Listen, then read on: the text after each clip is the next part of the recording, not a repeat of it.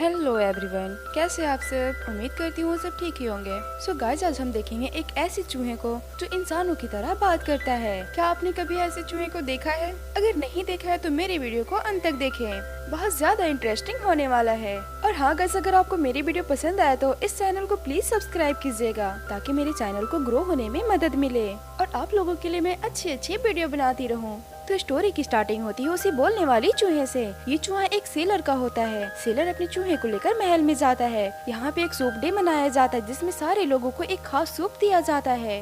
और ये सूप को बना रहा था एक शाही सेब जिसके पास एक जीनी था। इसकी सूप बनाने में हेल्प कर रहा था, पर गलती से उस सूप में वाइन का बोतल गिर जाता है। और जब उसे टेस्ट करके देखते हैं तो वो बहुत ज्यादा टेस्टी बन गया था। और ये सब होते हुए वो बोलने वाला चूहा भी देख लेता है। अब इस खास सूप को राजा और रानी को दिया जाता है। रानी सूप को पीने लगती है, पर तभी वहाँ चूहा ऊपर से रानी के सूप में गिर जाता है। और रानी देखती है कि मेरी सूप में चूहा।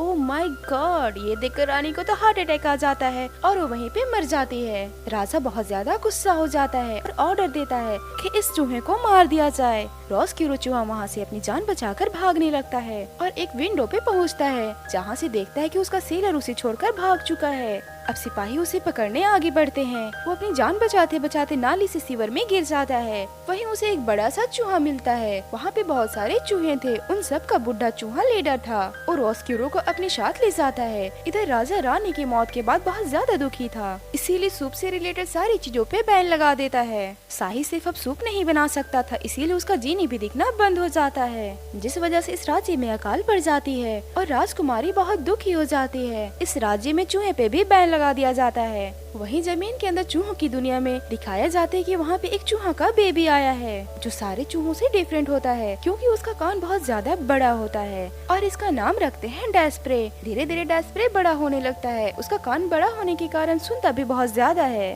और किसी से डरता भी नहीं। वो सब चीजों का सामना करता है, ऐसा लगता है कि खतरों का खिलाड़ी है। इसके हरकतों से सब परेशान रहते हैं। उसका सपना होता है मॉस वर्ल्ड जाने का, उसी बड़ी सी नाली के अंदर, पर इस जगह पे छोटे चूहों को जाना अलाउ नहीं था।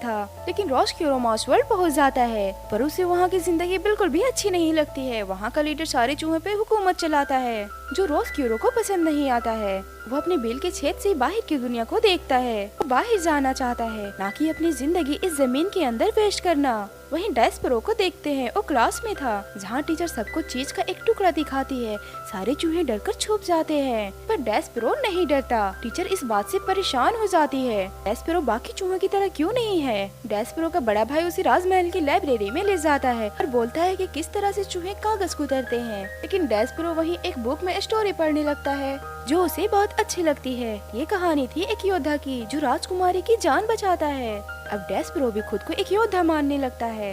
एक दिन वो राजकुमारी के पास जाता है जो बहुत ज्यादा उदास थी। वो राजकुमारी से अच्छे से बात करता है तो राजकुमारी इम्प्रेस होकर उसे अपने हाथों में उठा लेती है। डेस्परो राजकुमारी को वही स्टोरी सुनाता है और ये स्टोरी राजकुमारी को बहुत अच्छा लगता है, पर उसने पूरी स्टोरी नहीं पढ़ी थी। तो राजकुमारी कहती है कि मुझे पूरी स्टोरी सुननी है। तो वो कहता है ठीक है, मैं आगे की स्टोरी पढ़ कर आऊंगा। वहीं उसके पेरेंट्स को पता चल जाता है कि उसने इंसानों से बात की जो हम चूहों के कानून के खिलाफ है। तभी उसे कुछ चूहे आकर पकड़ लेते हैं और कोर्ट में ले जाते हैं। उसमें बहुत सारे रूल तोड़ने का इल्जाम था, इसीलिए उसे मॉस वर्ल्ड से निकाला जाता है। उसे जमीन की गहराइयों में भेज दिया जाता है जहाँ सिर्फ अंधेरा ही अंधेरा था। लेकिन ये तो अब भी खुद को योद्धा समझता है, इसीलिए बिना डरे जेल तक पहुँच जाता है जहाँ ढेर सारे चूहे जेलर को परेशान कर रहे थे। जेलर उठता है तो सारे चूहे भाग जाते हैं, पर डेस्परो पकड़ा जाता है। डेस्परो उसे वही स्टोरी सुनाता है। जेलर उसे गुस्से में वहीं फेंक कर चला जाता है। तभी वहाँ ढेर सारे चूहे और वो बुढ़ा लीडर भी आता है।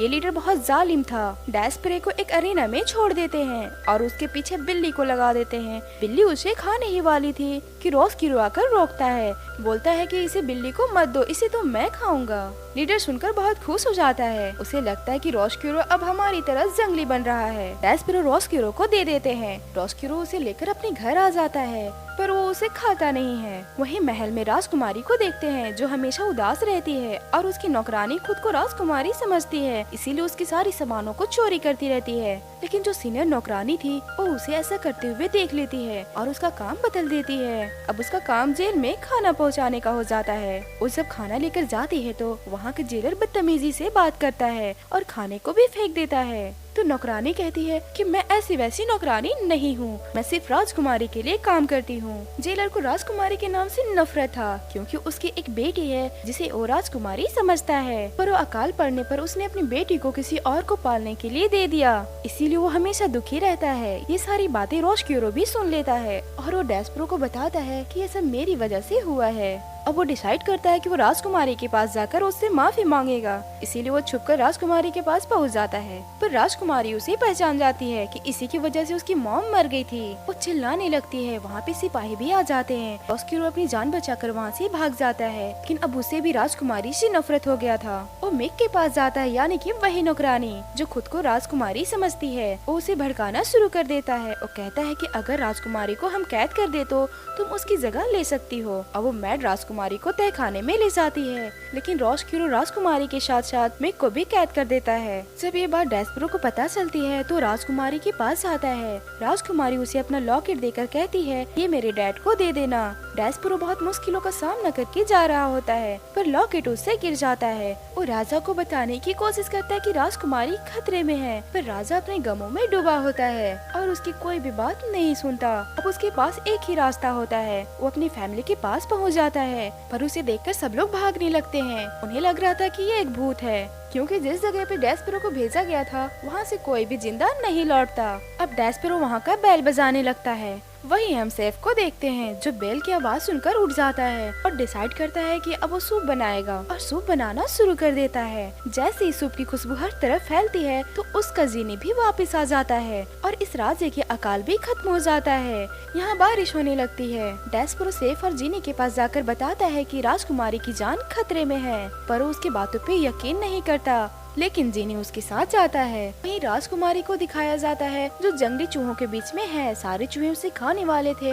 लीडर रोस्क्यूरो से खुश होता है कि आज हमारे लिए इसने राजकुमारी को लाया है। इधर डेस्परो और जीनी भी पहुंचने वाले थे, पर सीढ़ियों से गिरकर जीनी बिखर जाता है तो डेस्परो अकेले ही जाता है। वहीं हम रोस्क्यूरो को देखते हैं जिसे लीडर खाने के लिए बेल बजाने को कहता है, लेकिन वो नहीं बजाता क्योंकि उसे एहसास हो गया था कि उसने गलत किया है। इसीलिए लीडर खुद ही बेल बजा देता है और सारे चूहे उसे खाने के लिए दौड़ पड़ते हैं। वहीं डेस्परो पहुंचकर उस कैट को आजाद कर देता है जो सारे चूहों पे अटैक कर देता है। उसे देखकर चूहे इधर उधर भागने लगते हैं। डेस्परो बिल्कुल एक योद्धा की तरह राजकुमारी के लिए सारे चूहों से फाइट कर रहा था, लेकिन उसे लीडर पकड़ लेता है। वहीं राज्य में काफी सालों के बाद धूप आती है और धूप की रोशनी उस डायमंड लॉकेट पे पड़ती है और उसकी लाइट रिफ्लेक्ट होकर जमीन के अंदर माउस वर्ल्ड में भी आ जाता है, जिस वजह से यहाँ चारों तरफ रोशनी हो जाती है। लीडर भी रोशनी की वजह से अरेना में गिर जाता है जहाँ वो कैट होती है। कैट से बचने के लिए कैट के ही सेल में चला जाता है और कैट भी उसके पीछे भागती है। तभी राजकुमारी बाहर से इस गेट को बंद कर देती है और इसी तरह से लीडर का खात्मा हो जाता है। इधर राजकुमारी रोस्क्यूरो को माफ कर देती है। वहीं नौकरानी को देखते हैं जो अब तक जेल में थी। जेलर जब सेल के अंदर जाता है तो वो उसके नेक पे निशान देकर उसे पहचान जाता है कि वो उसी की बेटी है, जिसे कई साल पहले पैसे की कमी की वजह से किसी और को पालने के लिए दे दिया था। वो अपनी बेटी को पाकर बहुत खुश होता है। मिक राजकुमारी से अपनी गलती की माफी मांगती है और अपने फादर के साथ घर चली जाती है। राजा को भी अपनी गलती का एहसास हो जाता है और वो सूप डे बनाने का ऑर्डर दे देता है और सब खुशी खुशी अपनी लाइफ को जीने लगते हैं। इसी के साथ हमारी स्टोरी की हैप्पी एंडिंग हो जाती है। तो गाइस, आपको हमारी स्टोरी कैसी लगी कमेंट बॉक्स में जरूर बताइएगा और गाइस, आप लोग इस चैनल को सपोर्ट कीजिए। अगर आपको ये स्टोरी थोड़ी भी पसंद आई हो तो इस चैनल को सब्सक्राइब जरूर कीजिएगा, वीडियो को लाइक कीजिए और घंटा दबाना तो बिल्कुल भी ना भूलिए। Thanks for watching. मिलते हैं ऐसे वीडियो के साथ।